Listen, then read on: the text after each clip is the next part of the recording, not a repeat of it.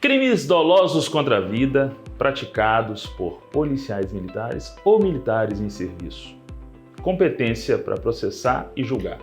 De quem é?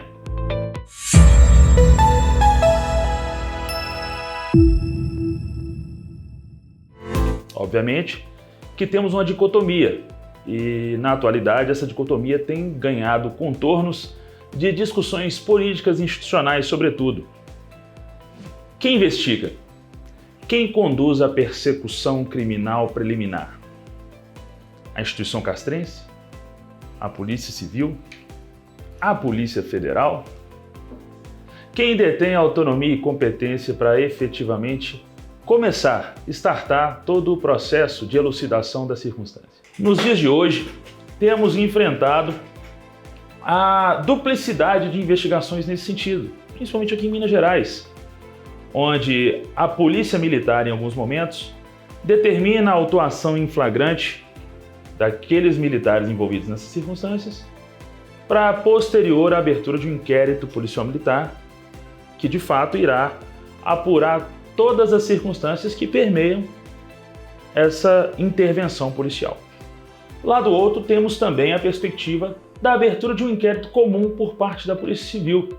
E é nesse momento que nós enxergamos o nascedouro da celeuma institucional. Apurar, necessariamente, o fato precisa ser apurado. Independente da instituição, nós sabemos que todas têm arcabouço técnico, estrutura e ferramentas adequadas para a persecução nesse sentido. Resta saber, haverá uma investigação deficiente ou deficitária por parte de alguma das instituições? Haverá alguma tendência de parcialidade em razão do aspecto castrense da atuação do policial militar que se desdobra em um crime doloso contra a vida? O que nós podemos falar de maneira empírica é que não, principalmente com base nas experiências que nós já tivemos no acompanhamento desses casos, tanto no âmbito da Polícia Militar de Minas Gerais, do Corpo de Bombeiros Militar de Minas Gerais e das polícias militares de outros estados. São Paulo, Rio de Janeiro, nós já tivemos a oportunidade de lidar com esses casos. E na grande maioria das vezes, os inquéritos policiais militares são robustos, bem trabalhados, bem profundos, onde os encarregados procuram, de fato, diligenciar para melhor elucidar e dar uma resposta condizente à sociedade quanto à legitimidade ou não daquela intervenção policial. É óbvio que a Polícia Civil também trabalha com um aparato técnico estrutural muito bem montado, com o Instituto de Criminalística e afins. Estrutura essa que a Polícia Militar, que as polícias militares ainda não têm, mas que já vem construindo de maneira paralela empoderamento técnico em seus agentes persecutores para que possam exercer esse tipo de atividade de polícia judiciária. E aí? Qual é o prejuízo efetivo para a sociedade, que é a destinatária final desse produto público? Ao nosso ver e ao nosso sentir, o prejuízo é zero. Porque não é em razão de ser uma investigação conduzida pela própria instituição que vá, de fato, redundar em alguma intervenção que possa, em algum momento, trazer uma característica de corporativismo. Não. Nós temos profissionais sérios, bem treinados e preparados em ambas as instituições. Aliás, em todas as instituições, sejam elas castrenses ou não. Na própria Polícia Federal, nós temos agentes extremamente preparados para, assim, de fato, investigar crimes dolosos contra a vida. Ao passo que, na Marinha, no Exército e na Aeronáutica também. E com aparato e com ferramentas e mecanismos preparados para isso. Para a vertente técnica e buscando agora fazer um paralelo com tipificação do crime, vamos supor, de homicídio, previsto no artigo 121 do Código Penal, e paralelamente ao mesmo tipo penal, porém previsto no Código Penal Militar, em seu artigo 205, matar alguém. Qual é a definição expressa que nós precisamos extrair desse verbo, desse conjunto, dessa construção normativa para definir e delimitar autonomia e competência investigativa? Na nossa interpretação, matar alguém não foge a qualquer tipo de subsunção de conduta, seja no âmbito de uma atuação castrense, de uma atuação militar ou seja no âmbito comum. Certo é que nós temos um regramento próprio que vem tentando, de certa forma, dirimir esse conflito institucional. Após a emenda 45 de 2004, toda essa circunstância começou a ser melhor trabalhada pelas instituições. E com intervenção expressa do Ministério Público através do controle externo da atividade policial, nós temos tido algumas notas técnicas tentando dar as diretrizes e orientações necessárias para a condução dessas investigações. Fato é que nós ainda não temos, de pronto, nem tampouco por parte da jurisprudência, uma definição específica quanto a isso.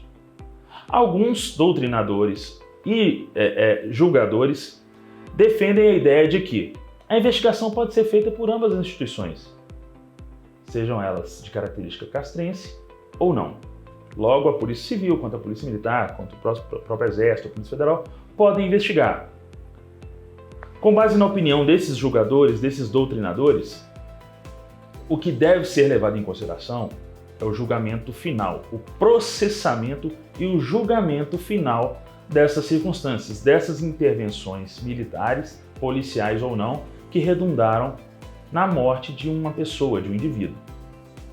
Nós sabemos que a competência expressa para julgamento do crime doloso contra a vida é do Tribunal Social, é do Tribunal do Júri, competência inclusive específica prevista na Constituição Federal. Porém, a fase preliminar, que é uma fase sem a intervenção efetiva do juiz leigo, que compõe o Tribunal Social na segunda fase do procedimento afeto ao Tribunal do Júri, denominado iudicium causae, não detém características de intervenção de polícia judiciária através do juízo leigo. Logo, se a necessidade expressa de uma prisão preventiva ressaltar, sobressair, essa decisão não parte do Tribunal Social, do corpo de jurados, vez que essa competência só é instaurada numa segunda fase, que é a fase do iudicium causae. A primeira fase do procedimento de competência do Tribunal do Júri, denominada iudicium accusationis, é a fase do sumariante, que será presidida por um juiz togado. E aqui nós trazemos uma reflexão e fomentamos mais uma discussão dialética, aliás, uma discussão que vai promover uma dialética nesse sentido, quanto à seguinte circunstância. Esse sumariante pode ser conduzido por um juiz militar, por um juiz auditor, alocado ou num tribunal de justiça militar, e que, diga-se de passagem, aqui no Brasil nós só temos 3, aqui em Minas Gerais, em São Paulo e no Rio Grande do Sul, ou em uma auditoria, em uma circunscrição militar, funcionando nos tribunais de justiça dos estados. Ou, ao passo que também fomentamos a seguinte reflexão. Esse juízo sumariante da fase primeva do iudicium accusationis deve continuar sob a autonomia e competência de processamento da justiça comum na figura de um juiz togado e que não detém talvez capacidade de lidar com a operacionalidade da intervenção que redundou no crime doloso contra a vida? Essa é a reflexão que habitualmente nós fazemos e propusemos a todos. Não estamos aqui a defender lado A, lado B, mas sim trazendo um diagnóstico pedagógico para que essa circunstância comece a ser de fato discutida por quem necessariamente precisa discutir, seja no âmbito parlamentar, através de um projeto de lei de alteração tanto do Código de Processo Penal Militar, do Código Penal Militar, do Código Penal e do Código de Processo Penal, ou até mesmo por meio de uma emenda constitucional. Fato é que a investigação precisa ser feita, e nesse momento nós defendemos que pode ser feita por qualquer das autoridades de polícia judiciária, sejam elas comuns ou militares.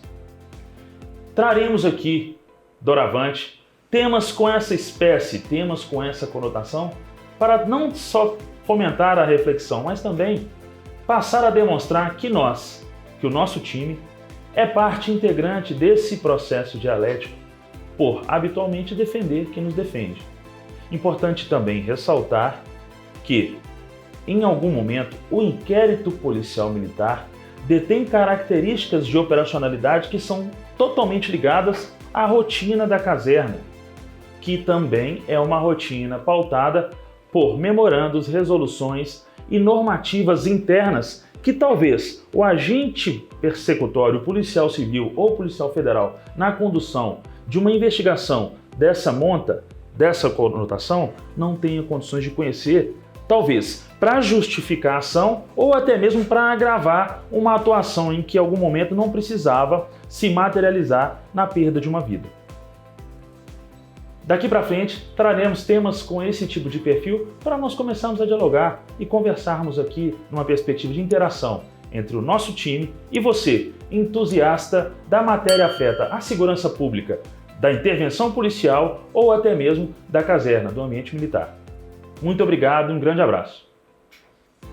E se você achou esse conteúdo pertinente, adequado ou que te causou alguma inquietude e que você de fato queira tirar alguma dúvida acerca dele, deixe aqui seu comentário, entre em contato conosco ou até mesmo sugira outra vertente de abordagem ou algum outro conteúdo que de fato te interesse para que a gente consiga trabalhar e trazer em termos de novidades aqui no nosso canal.